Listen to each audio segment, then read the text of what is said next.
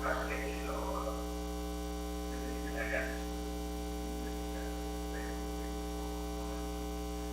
we're having a celebration of life right here.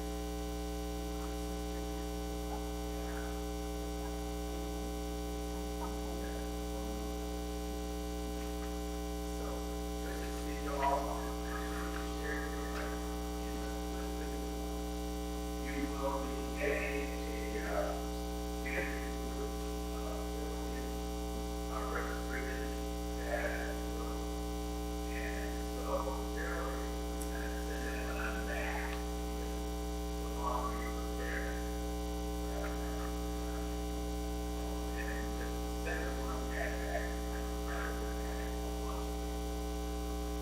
Some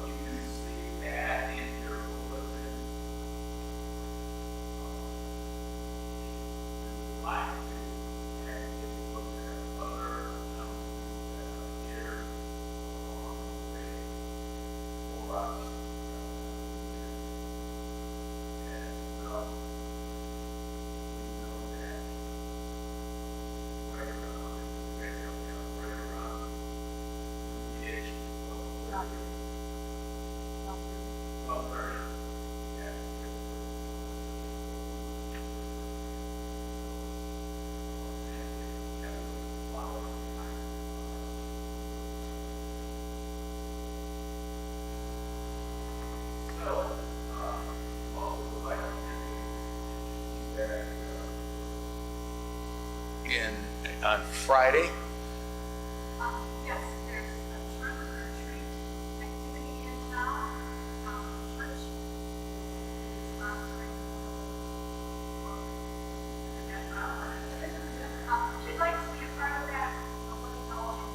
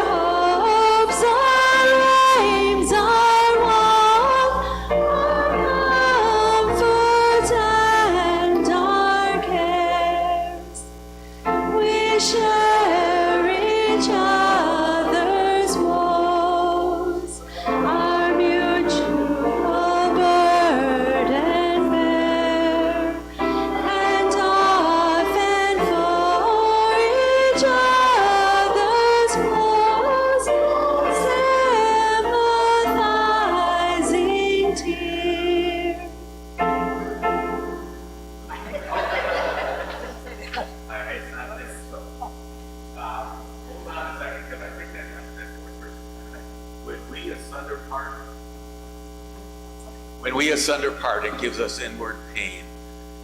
And if to enjoy it, and with hopes to meet again, and it's so relevant to what we're sharing later this afternoon, to realize God does great things. And so, well, I think you know what we do from here. We share the goodness of life.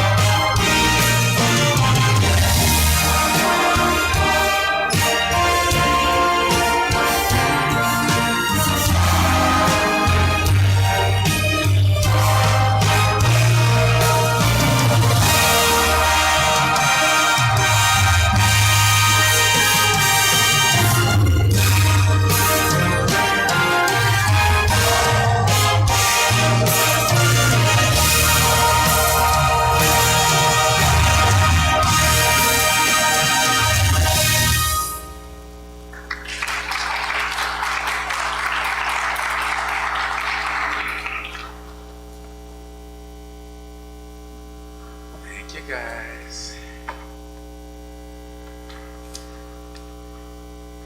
Thank you, Terry.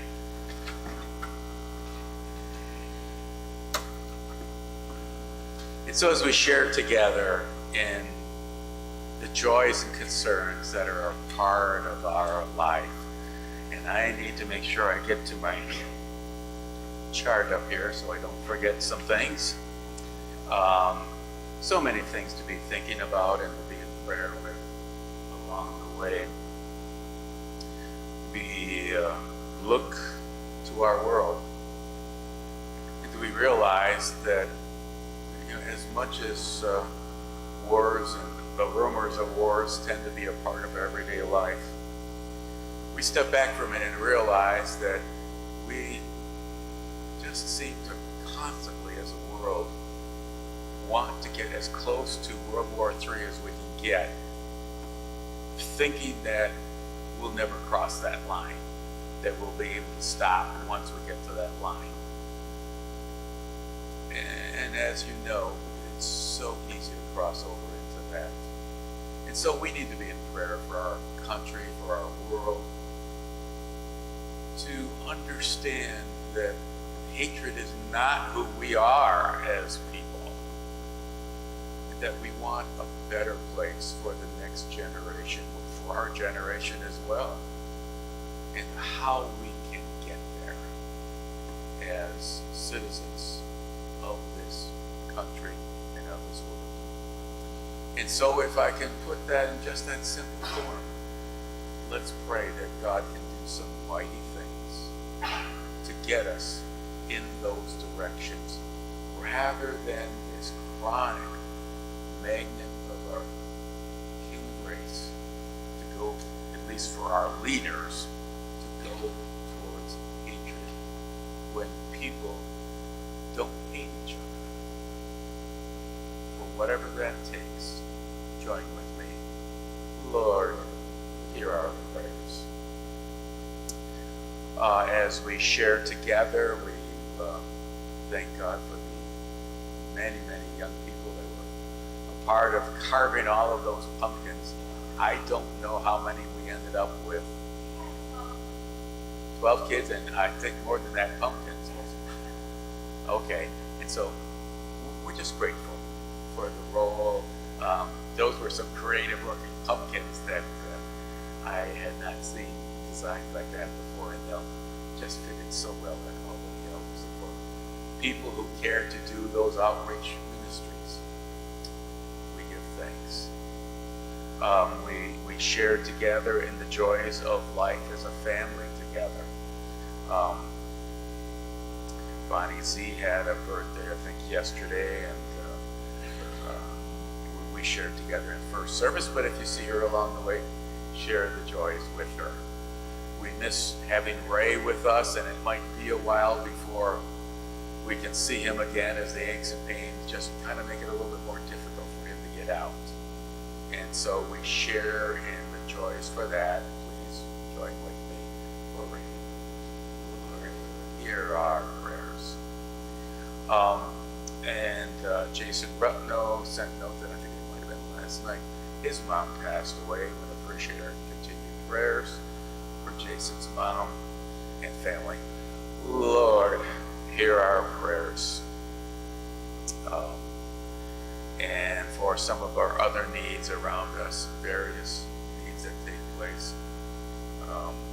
There was the passing of, and some of you know, of Bill Bowerman this last week. Prayers for him, for the family as well. Lord, hear our prayers. And this, I think, takes care of my tentative list that we have as well. Oh, I'm sorry. Thank you, Terry. I missed you. Please.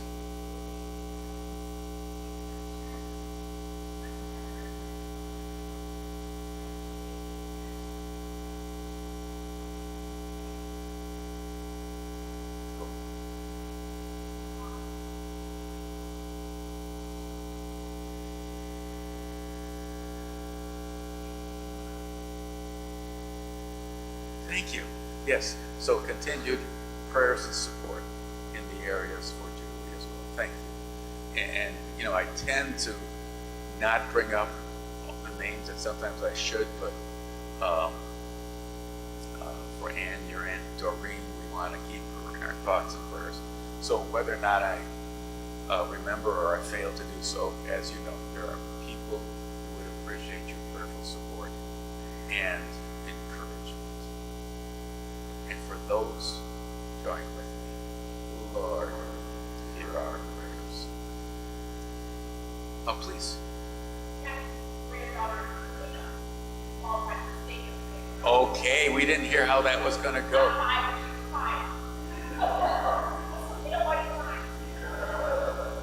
Hey, good enough. Let's do it. So celebrate together. And yes, oh, had their anniversary as well. I saw the pictures of your wedding. And pretty snazzy looking couple, aren't they? Still are. Still are. And so the joys. Isn't life together fun? And I hope we can celebrate. Yeah. I know. And so, yeah. So good to see you. To see you so well. And so, rejoice again for Grandma. If that covers our needs this morning in fellowship, let's join together in time of silent prayer and pastoral prayer.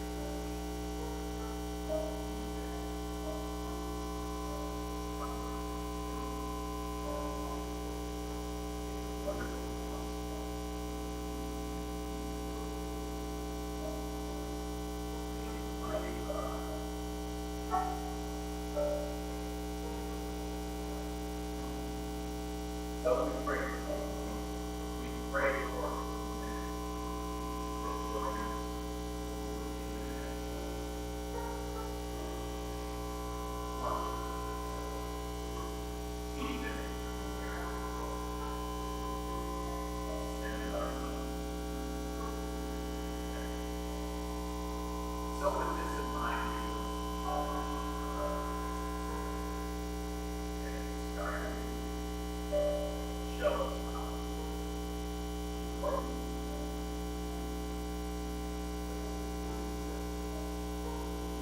As we pray for these things, pray for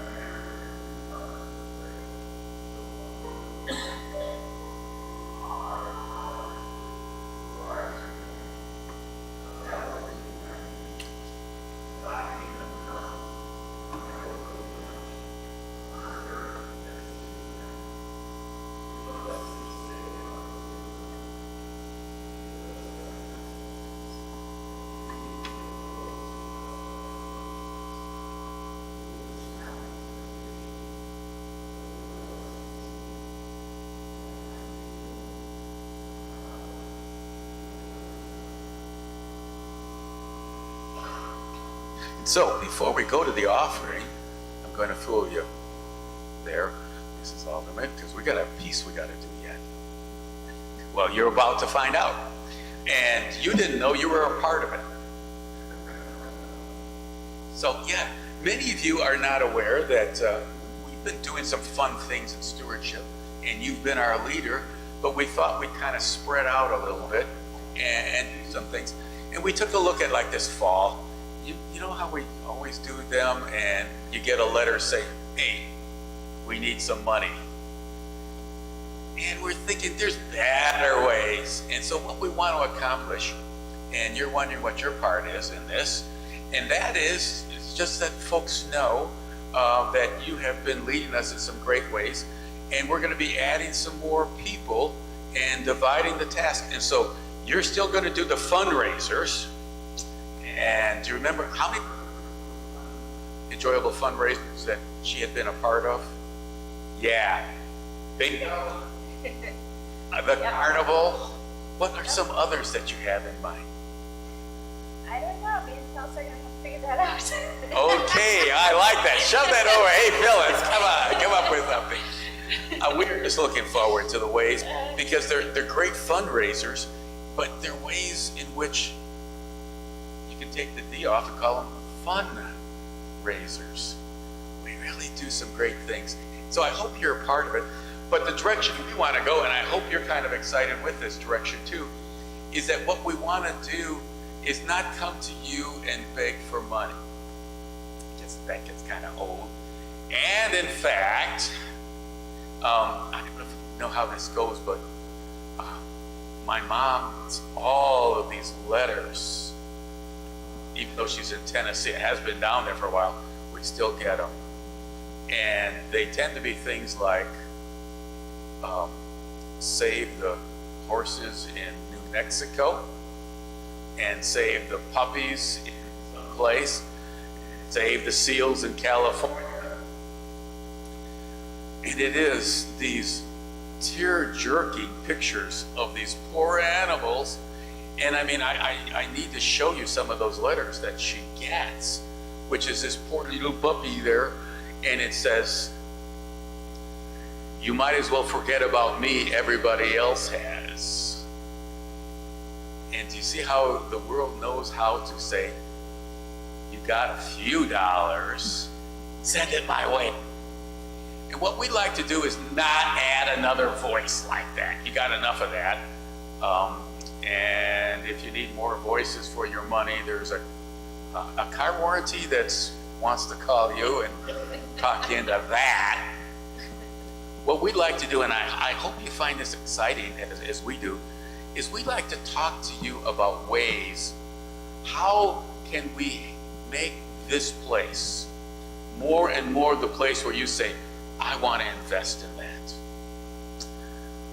I want to be a part, more and more a part, much like we saw with our pumpkins or with our other things that we do, that you take a look at the families that are a part of here, the young people that are a part of this, and how can we encourage you to say, this is where I want to put my money. I really don't need another trip to Ho Chunk and see how much I can lose there. I want to invest in the young people. I want to invest in this church. That's what we want to accomplish. And that's going to be our stewardship outreach. And so, thank you for your help. Come on up here, because you got some things. Can I take your microphone? Because we're going to share a microphone together. And this is really kind of cool because, your whole family has just really been very special. And I share with you that once I got to know you guys, it was amazing that everywhere I went, you would come to mind. I'm driving down the road, and it says, especially I come to church, driving down the road, and I see a sign that says, bump ahead. And sure enough, there you are. But it hasn't worked since you've gotten married so much. I know the other day I was out and my wife was driving, and I said to her, slow down, there's a Harnack ahead. She had no idea what I was talking about. So, I don't know. We'll make this all work. But, you have been a part of this church. In fact, I remember one of my earliest of Sundays here a while ago was when you and Azzy were graduating from high school. And I remember there was a whole bunch of you, and the part that you shared, and then later on the mission trip and the things that were happening. And I remember because you were talking about you were going to study sonography or something like that, and I'm like, what is that? And you were so sweet, you go, it's ultrasound. Oh, okay, we all figured it out. So I'm hoping that as we share the good things, you could share some things about what the church has meant to you.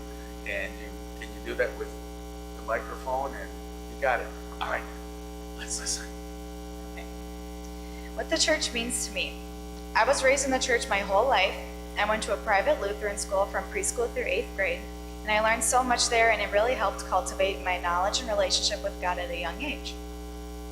From time to time, I would come to visit my grandparents' church in the small town of Albany. I was baptized here and enjoyed coming to this church. When I finally moved to Broadhead in 2016, the Albany United Methodist Church was my new church, and I couldn't have been happier. My family has belonged to this church for a long time, and it's nice to come somewhere where I have memories with loved ones that have passed and being able to make new ones as well. I look forward to sitting with my family on Sundays and being reminded of the true meaning of life and the good news. To me, the church is family, community, and something that helps keep me grounded in the hustle and bustle of life. We are truly blessed to have a safe place to worship and be surrounded by amazing people. My hope for the church is that everyone in the church family grow in the years to come and remain an important part of everyone's Sunday and lives outside of that. I was honored to be asked to share my viewpoints on this. I invite you all to think to yourselves what the importance of church is to you and how you would like to see it grow. Together, I think we can keep the spirit strong and spread the importance of having Jesus in our lives through our fellowship, thoughts, and actions to help bring more people into our worship community. Thank you. I appreciate that.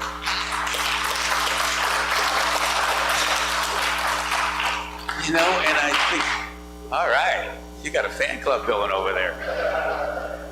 And I think it's what's so neat, and I appreciate that because, I have the disadvantage, which is at any moment, Bishop, hey, Mo guy, you're out of there. And so my wife and I have never had those long-term ties to a church like you folks get to have. And we're very envious as future generations get to share in this. That's why we talk about the importance of stewardship. It's not just only that instead of going to Ho Chunk next Sunday and sending your money there, you bring it here, but that you bring yourself here as well, because there's such great fellowship to be had. And so I thank you. And I think we'd like to hear from more people that share that story of why this church matters. And so with that in mind, let's have our ushers come to receive your tithes and offerings.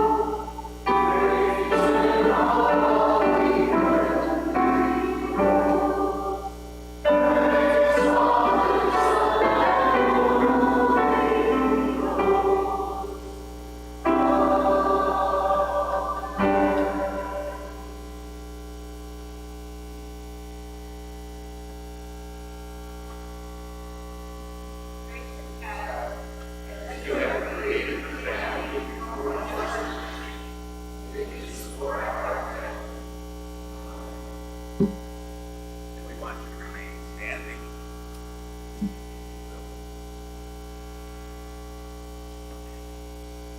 As we talked about this thing called a perfect love, and what I really love is there were a song that talks about that, and it says, "I no longer have to be perfect because I've met perfect love, and it takes my word to be perfected away from me."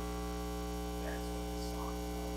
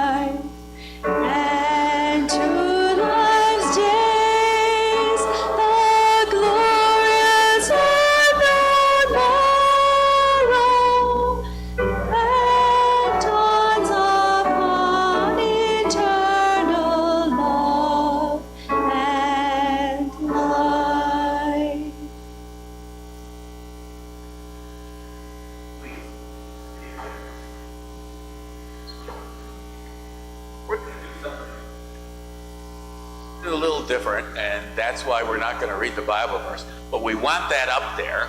And so, well, Teresa, this is your second verse, so you know what I'm going to do. Hold that there, and what I'd like you to do is something very old school, and that is reach for a Bible. There should be plenty there, and if you can't find one, there's some open spots with Bibles. We're going to go to the book of Ruth, and I'm going to help you out. You know, if you want to do it the old school way, which, speaking there of McKenna, I think when you went to your Lutheran church, you had to learn things like the books of the Bible and things like that. And so did I, and I know this for many of us, we're like, I can't do that. And so this is a good exercise for that. And it's just simple: Genesis, Exodus, Leviticus, Numbers, Deuteronomy, Joshua, Judges, and bingo. And if that doesn't get you there, 210. Thank you, Abe. 210 will get you there. in your pew Bible. And so that's what I would like to do, is rather than, which we historically do, is we historically focus on a small section of scripture taken out of context and work with it, is I would like to take a whole book of the Bible and work our way through it. And so if you're on page 210, you see the start of Ruth. I invite you, we're going to go over this really fast, but take a look at it as a whole so you get the Bible verses, the key verses, in its context as well. And so it's only 4 chapters, so it should not be that hard for this afternoon. Simply finish off, read it, and finish off. We're going to gloss over. So what the book begins as a story, kind of that once upon a time in the days of the judges. Now you'll see it goes into a couple of different stories that you can spend or learn in this book. What starts at the time of judges, if you know the book of Judges, is the book. And the previous of it is an era before Israel becomes a kingdom. It is a time period when God is king. It is a time period when God has sent prophets and judges. Something that we so need right now. When God says, "Look, you guys are really getting out of hand. Here's my prophet. Draw you a picture of how you work together in harmony." God will send these judges. It is during that time that we discover this story. Take it out. First verse. There's a famine, and so this couple does something they're not really supposed to do. Catch that. They're not really supposed to do this, but they leave the nation of Israel and go down the road. Now that's a little bit of a problem because God says, once you start to do that, you will incorporate practices of these other countries. And that you will incorporate and take away from your culture. Now that may sound like, so what? When you realize what the pagan culture did, their ethics, and the way they devalue human life, you realize the problem. However, not everybody in that culture was that. But they go out to the country of, guess where it is? Verse 1. Moab. And there we start to get the names of these people. Sons. Then suddenly we're verse 3. I'm very deep into this, and the last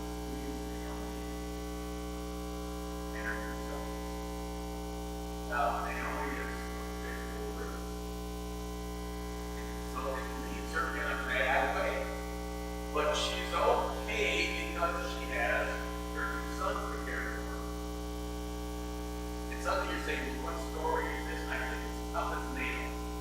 You're going to be watching that show like that. Because they try to take care of her. But after 10 years, they die. Along the way, they bury his son Jerry. Suddenly, we have this horrible scenario, especially in this time. Obviously, we don't have Social Security. We don't have Medicare or anything.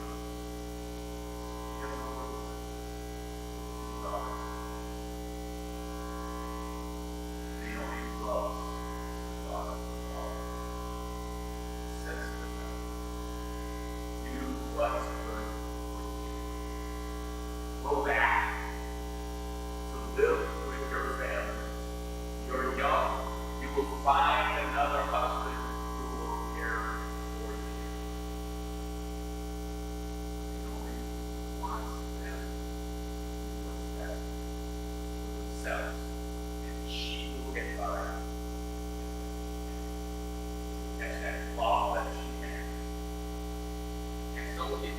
follow along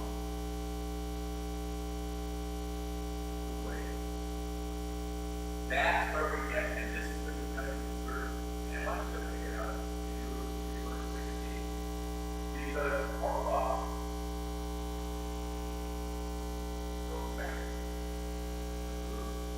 says these words, the law is hear these, Bible verses quoted, if you have other it says, don't hurt people go back. Where you go, I will go.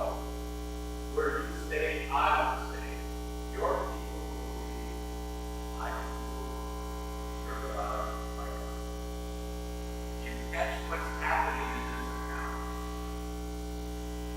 It is an important story for our culture. Come and relearn to visit again. Our culture is caught up in the orthodox thinking, which is, I've got to take care of myself. I will leave this world on her own so that I can get what I want. See that happening in the world today. As we see people who are living like their lives like Gordon Scott. My son looked at this, and he said it's amazing how he has to tell people to not do what their inclination is of today. They see a stock way rising, way high, and they all want to invest in it. And then the stock starts to go down, and what do? Exactly. It's called buying high and selling low. And that's what we do in our relationships. Somebody is doing well, and we want to be their friends. You're doing well, and you're amazed at how many friends you have. Until you start to know a little bit of smoke. That saying, a friend in need is a absolute. This is the story of a man who is fine. That Ruth says, I don't know how he can do it, but I will not abandon you. I will go back. And I think, as you see in this account, your God will be like ours. She sees the difference in this godly lifestyle that only God can. Here it is.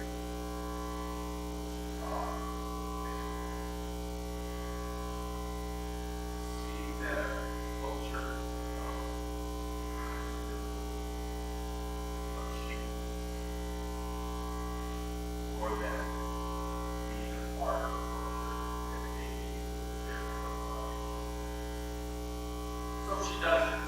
Now I have to tell everybody else because I want you to get this a brief survey because when we're doing toughest nails, she's going to go back. They're going to make it work, even though they have no resources. Get to chapter 2. Suddenly we go from toughest nails to TV network that is like 99. That's the Hallmark channel. And in chapters 2 and 3, which is half the book, you will see the Hallmark channel. It's a beautiful love story. A man named Boaz falls in love. What, you know how Hallmark movies, couple they hate each other, and they fall in love, and they're about to get together, and then something goes wrong and all falls apart. Well, that's what happened. culture. Boaz loves Ruth and wants to marry her, but according to their culture, Ruth is supposed to be the extra one. Another person. But that's what I call our power. You've got to marry somebody who doesn't love her, but will take her in because he's Boaz in his love, these chapters, finds a way to get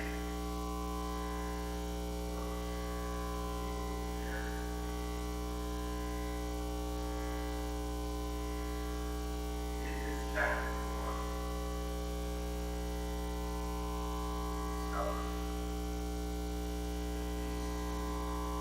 In that commitment that they made, they find leaving behind my life so much better when you commit yourself to a relationship. You commit yourself to organizations, even though it's going to be a bit more work. You can't necessarily ride on the success. You have to create the success. And in this relationship with God, you create the example. And your Hallmark story kind of ends happily ever after. Except for this brief metaphor. Take it to the back. It is unlikely that you ever know she simply does what she feels is right.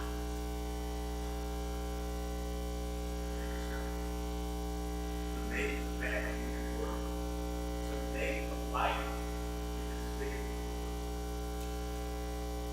And then we get to that point. What happened? And Boaz marries the guy who was there. Boaz and Ruth have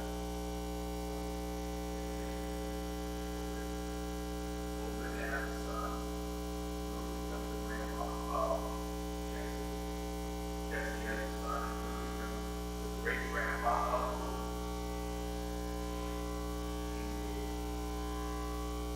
What Ruth never would realize is that she found that all that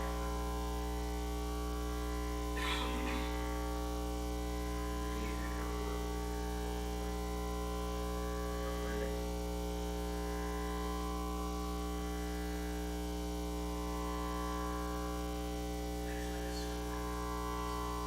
it takes you to look at your own life and to say to yourself, what has my life because I how have I been blessed? How have I been a blessing? I follow that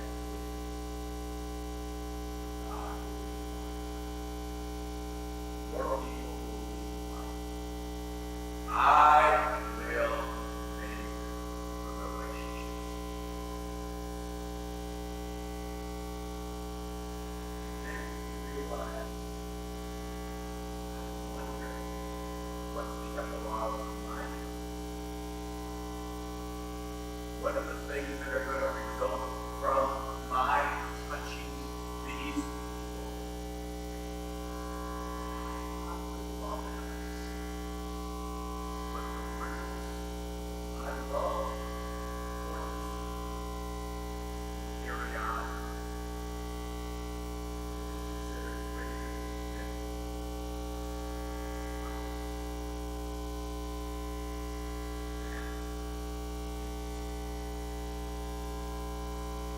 it is not intended to be a piece of antiquity. It is intended to be a story.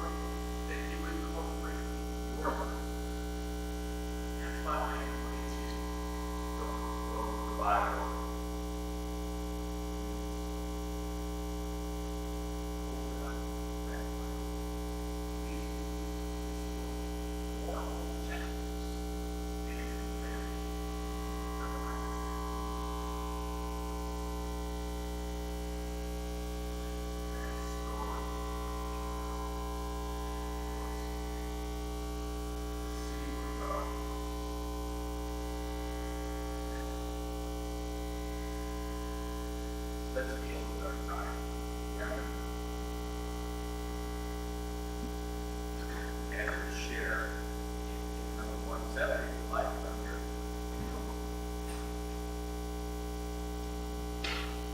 So,